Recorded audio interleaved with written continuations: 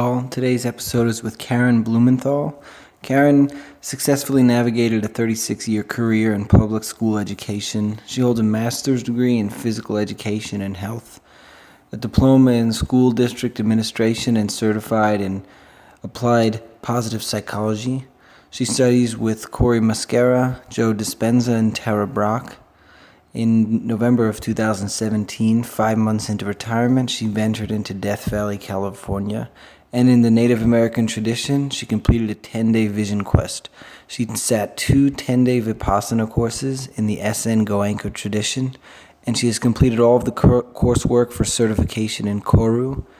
And she's one of the teachers at the Long Island Center for Mindfulness and often speaks at colleges and public schools on mindfulness.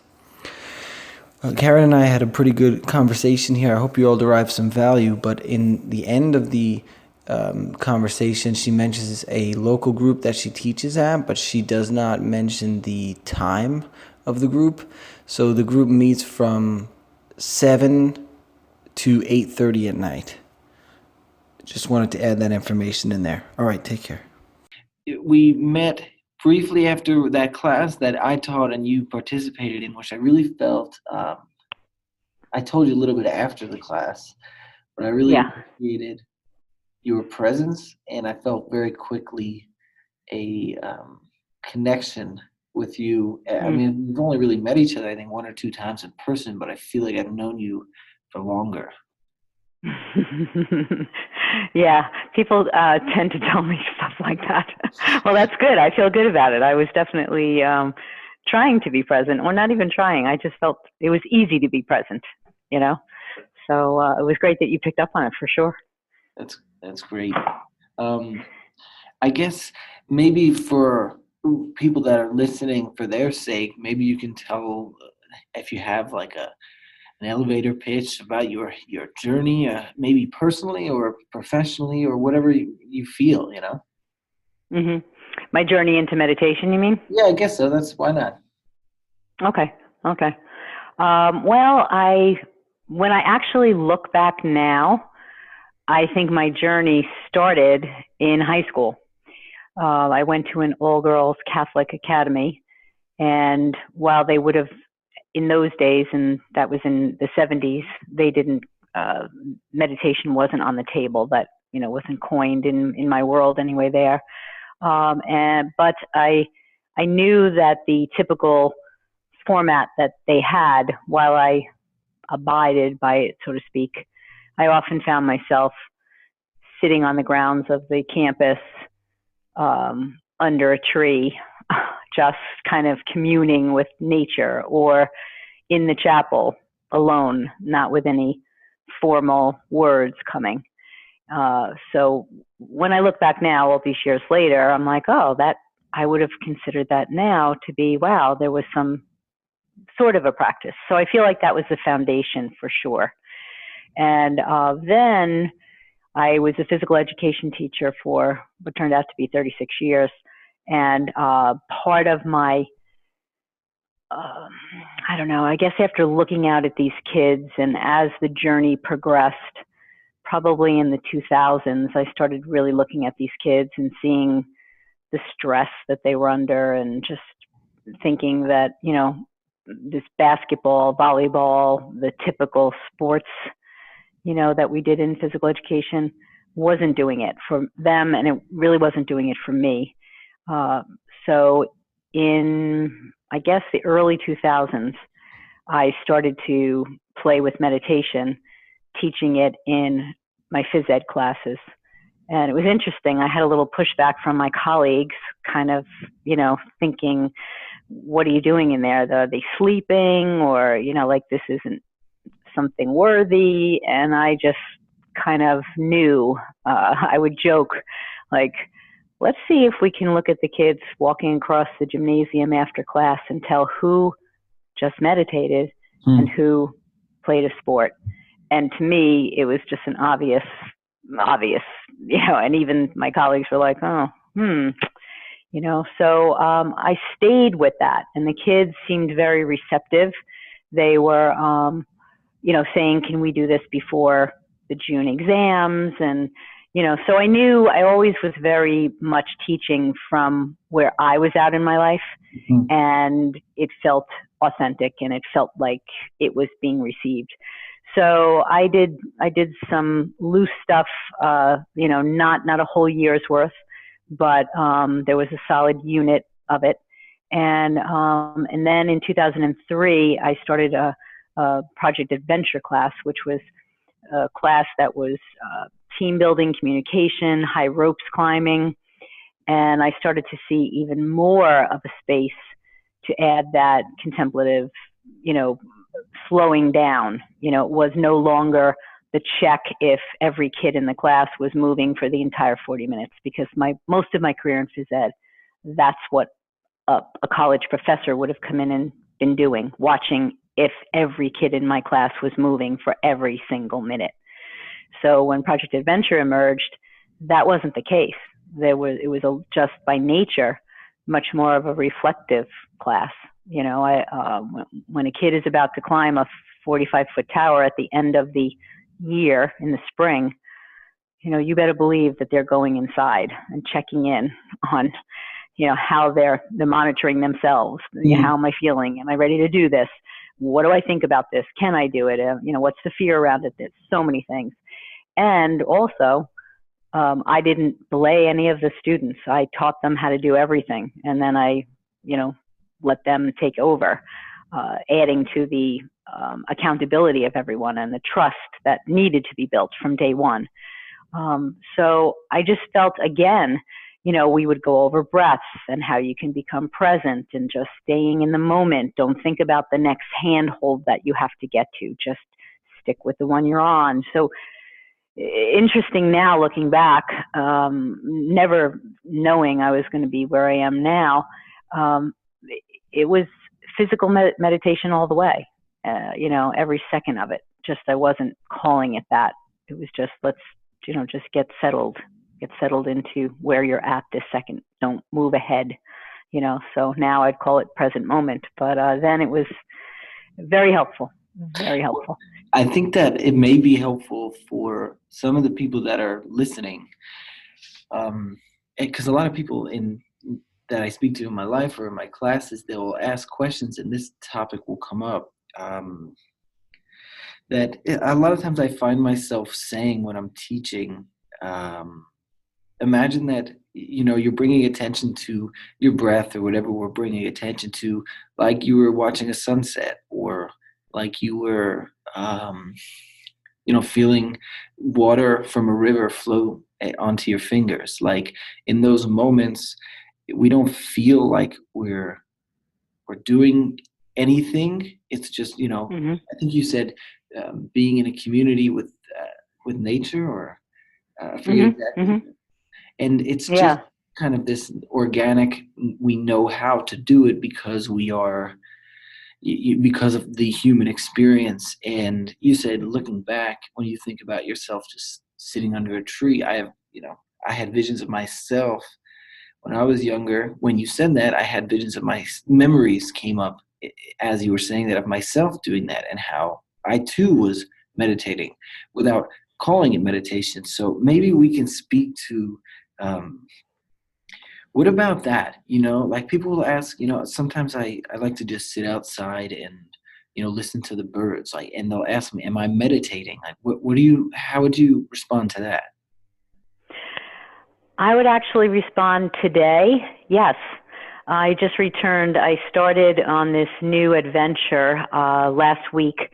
I'm taking a teacher in training 1-year course with IB-ME, which stands for Inward Bound Mindfulness Education.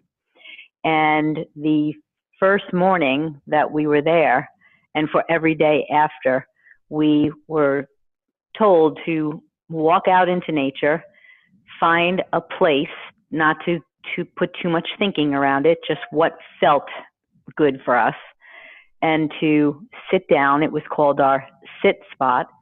And the meditation was opening. It was an awareness meditation of all that was happening. So it was looking at the breeze through the trees, looking at the grass, looking at a tree, looking at the rock you were sitting on, whatever was coming up and then noticing all of it.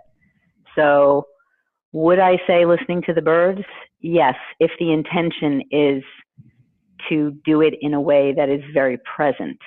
It could be daydreaming, so I think you can't just sit down and, well, you can, but in my opinion, as far as the question goes, if it's meditation, for me, it's an intentional act.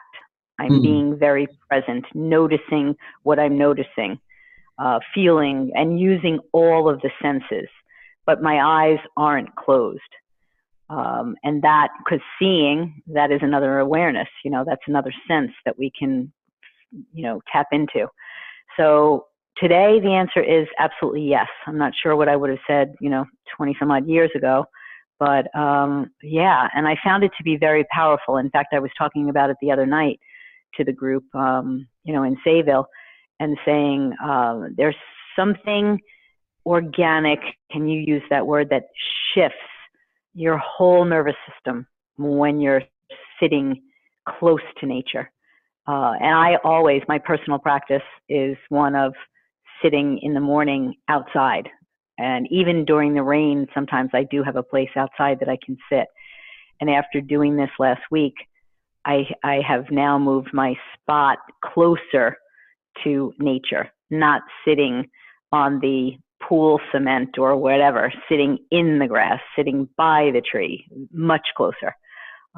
So yeah, it's very cool. I think for me, and I think from what I heard from the 26 other people in this cohort, nature just draws you in. I think we know from being children, that's what we came from. We didn't have to be told how to play in nature. We just did it.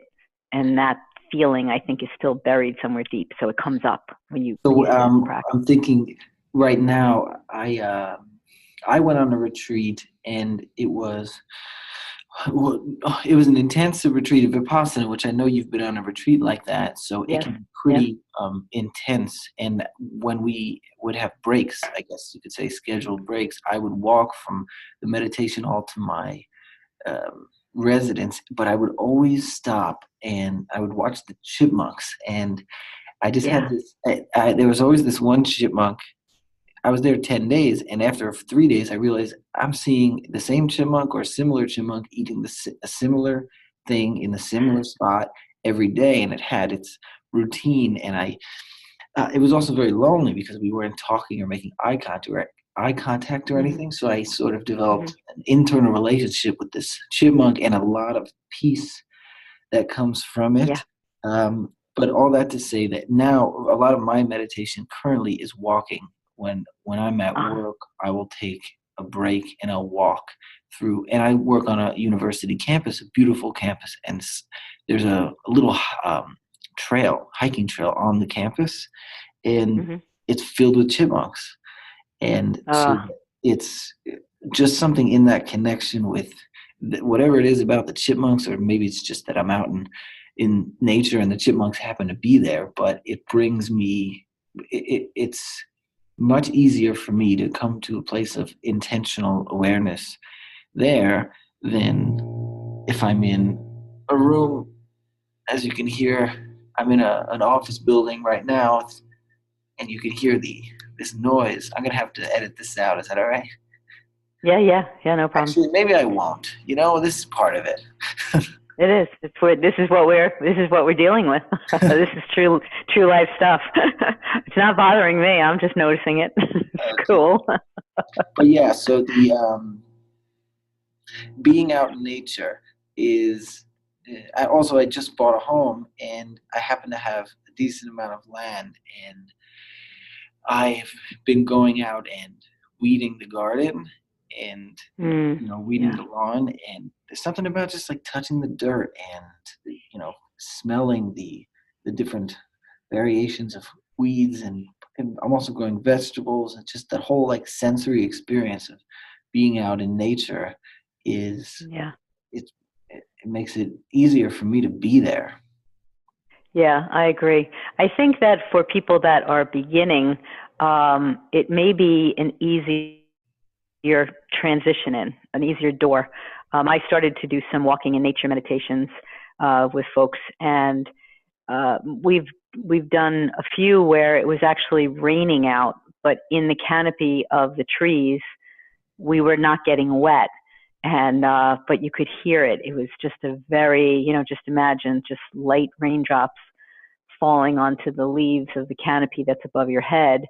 And while you can hear it, you're not witnessing it hitting you. So it's not giving you any reason to want to run out of it, at least not that day. And I had one of the participants come out afterwards, after we kind of were walking through the field back to our cars. And he said, I don't know why on a rainy day I stay inside. This just like blew my mind. Like, what have I been missing? And I was like, yeah, it's really, and to go back to Vipassana, on my last 10-day, I hit a pretty tough day, somewhere around day maybe 8 or so. And I woke up and I wasn't sure. I actually said to myself, was I sick? Did I have the flu? I felt like really, really off. And, but instead of, all I did, I just decided to just stick with it and see what happened and not push against it and see if I could tolerate it. And the feeling was, imagine if you've ever had the flu. So it wasn't like just minor. It was like, wow, I really do not feel good. But I just kept going through the sits that we were, scheduled to do. And then at lunch, after, I don't even think I ate lunch that day. It was raining. So another rain story. And I just took an umbrella and I walked back and forth, walking meditation outside, eyes opened, really close to a stretch of trees. And I probably walked 20 feet, turned around 20 feet, and I just did it for a solid hour. And while I didn't feel 100% after that, when I went back for the afternoon and evening sessions, it definitely shifted something in me. And by the next day, I was absolutely fine. So there was no flu. It was just, I don't know what it was. It just was a different day. But that whole thing was really pivotal. Like, wow, look at that, And I don't know, if I was home here, I might have just been like, oh man, I'm really sick. I have to stay in bed today. But that wasn't the luxury there, which I was grateful for when I look back on it. And getting outside again, because, as you know, in Vipassana, they pretty much, you're inside for every sit. So the being able to move and just be close to the trees, that was the real key. I didn't just walk up and down. They had a driveway area that you could walk up and down that felt more open to me.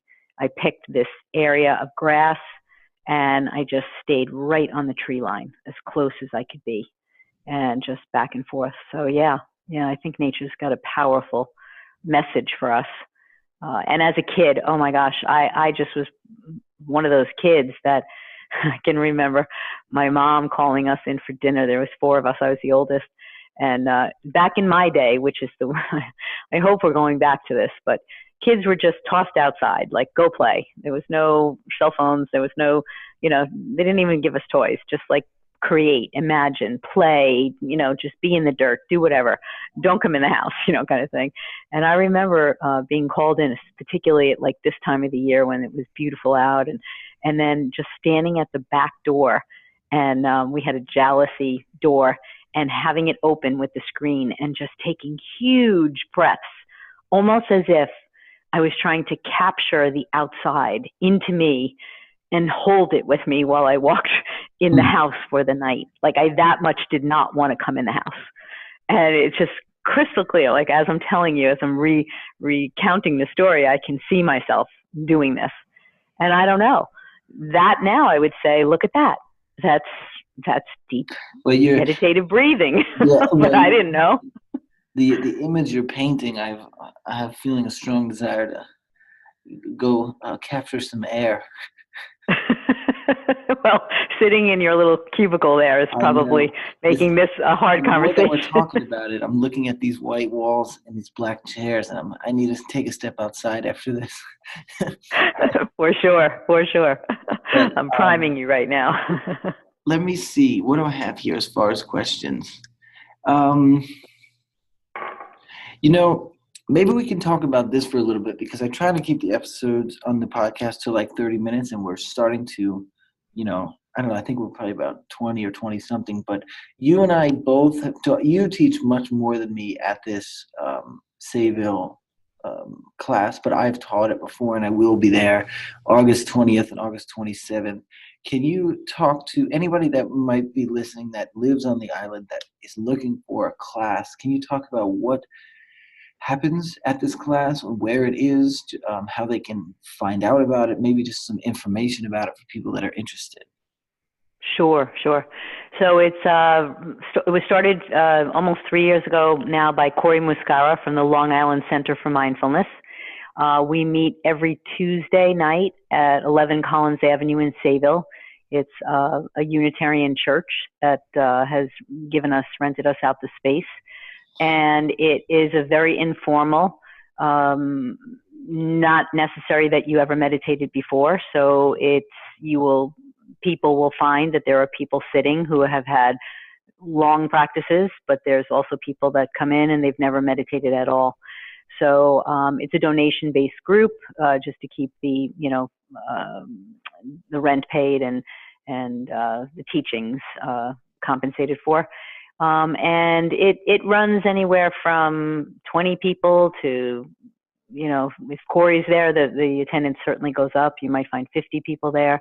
It's an opportunity for people to come in and have a teacher and learn about various types of ways that they could enter meditation. And then there's a topic usually, not usually, always, that we talk about just to share a little bit more of the different teachings that go around with mindfulness. And then there's usually time for people to ask some questions about their personal practice. But what I find the most valuable is, I know for me in my life, I have never personally stuck with anything without partners. So for example, in 1984, the year before that, I decided I wanted to do an Ironman triathlon. And for me, it was a huge goal, and I knew I needed a year to get there. And I solicited 2 other partners, and I am crystal clear to this day that I probably would have never made it to the start line without those other 2 people, because every time I wanted to give up, one of them didn't. And every time they wanted to give up, I didn't. So I have found meditation, a practice of meditation, especially in the beginning, after you get through the, oh, this is wonderful, possibly stage, it becomes a practice that you have to attend to every single day. You have to give it time. You have to nurture it. And I find that after a while, people can get frustrated. And if they don't have a group, to back it up, a lot of times they won't stick with it. So the Sayville group is really cool because you get different teachers, you being one of them, me being one of them, Debbie DeBetta, who's steeped in lots of knowledge and works a lot with teachers in Nassau County, and Corey himself. And then the best part is you learn from the people there through their struggles, through their successes. So that's pretty much a great space. So my experiences there, I always feel very much at home. And even if there are, sometimes I'll teach and there will be no familiar faces, but almost like the energy of the building and the energy that you all have created over there is very inviting. So I would want people that are listening, that are thinking about it, maybe to know that from my end, it's important that they know that it's very much an inviting space and comfortable. Yeah. At least that's my experience there. And I met you there, so I'm grateful for that. And I am as well. I attend even when I'm not teaching, because I just really, really believe in the Sangha. You need to have the support, and it keeps you on track. And I love sharing this work with others, and I especially love people who are coming in as beginners, because the newness of it, their excitement, they're not, I wonder what this is going to be like. I just think it's fabulous. And it helps the people also that, maybe have been doing this for a while and you see it from the beginner's eyes, they would call it beginner's eyes. And it's a really, really cool space. So we're going to keep working on expanding it and keep offering more teachings. And yeah, sure. I hope all your listeners will come down. Me too. All right. So, in the sake of time and the attention span of the race right now, I think we can close up here. But I just wanted to say thank you on behalf of me and anyone listening, and anybody who is listening.